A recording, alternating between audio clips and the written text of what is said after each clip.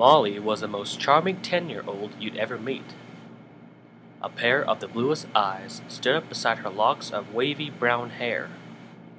On the A honor roll, and an experienced violinist for her age, it may seem like she had it all. But unfortunately, such was not the case.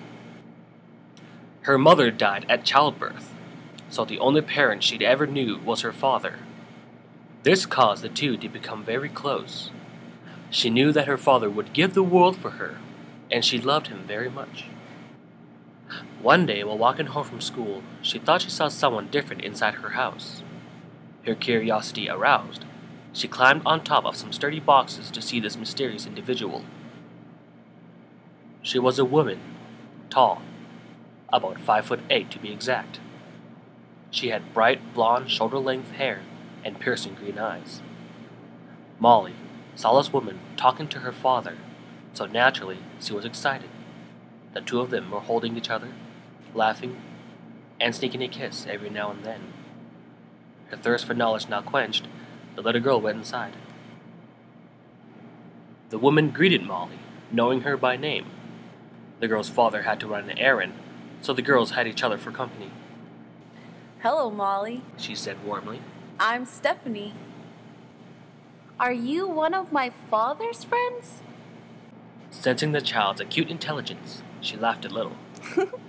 "Well, you see, your father and I are getting married in 2 weeks. Now, he had meant it to be a surprise, but it'll be our little secret, all right?" Molly agreed to keep quiet about it, and went on her merry way. But she sensed something wasn't quite right about this woman. She seemed nice enough, but she seemed happy. A little too happy. But, she thought, everything is not what it seems. Dismissing it as an irrational fear, Molly lived and let live, happy that her father had finally found the one. 4 months later, the brisk cool of fall was setting in. Leaves started to fall on the ground, and school was just around the corner. Molly's father and stepmother were happily married, although something strange started to happen. Ever since her stepmother started living in the house, she would have the most grotesque nightmares.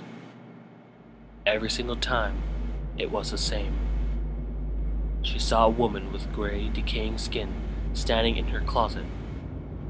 The woman had the sickest, most maniacal laugh the poor child had ever heard. And every time Molly screamed, holes would materialize in her chest, and she'd be dead. The next day, Molly was in her classroom. Her face was red from crying because of what had happened that day. Well, every day for that matter, at recess. She would try to play with the other children, but she was met with the same result at every attempt: ridicule. As smart and pretty as she was, none of the other children wanted to play with her. They thought she was smarter than normal, like she wasn't human. So every day she sat alone, wallowing in her sadness with no one there.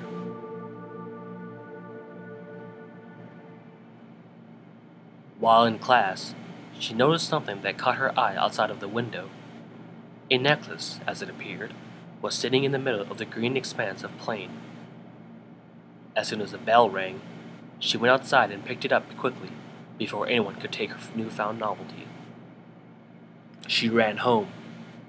Looking behind her, she saw a hooded black figure shadowing her. Its pure white eyes had a supernatural glow, and it seemed to float. She burst into the house crying, into her father's arms.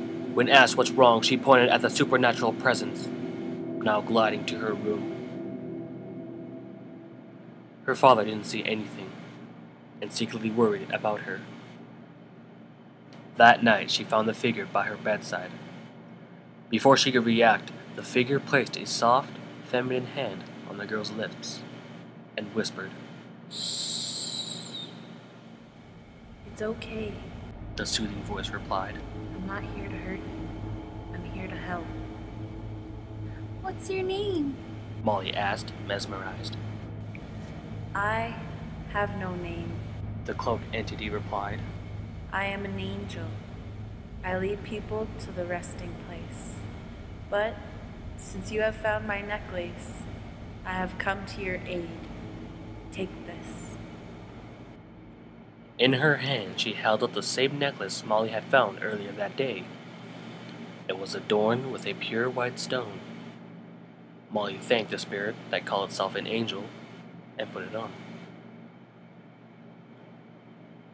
2 weeks had passed without incident.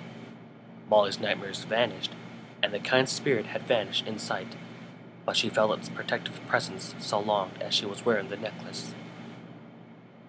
But one night, the figure appeared again to deliver a message. Molly, are you glad that your nightmares are gone? Yes, thank you so much. But how come I can see you tonight?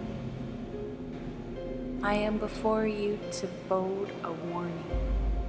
There were monsters that plagued your dreams, but they are not what you should fear. The monsters you should fear are the ones you can't see, the ones that you notice day in and day out, but never see them for what they truly are. The monsters that plague reality. Remember, not everything is what it seems. As it said the last sentence, it mentioned towards the door.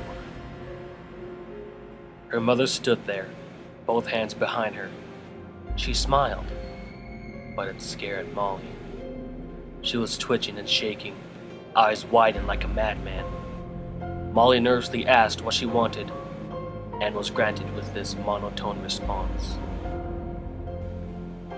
Molly, we haven't spent enough time together, but it's okay, because now we'll be together forever. Molly never heard the gunshot that killed her. When her stepmother fired the gun, she laughed in that same sick, maniacal cackle.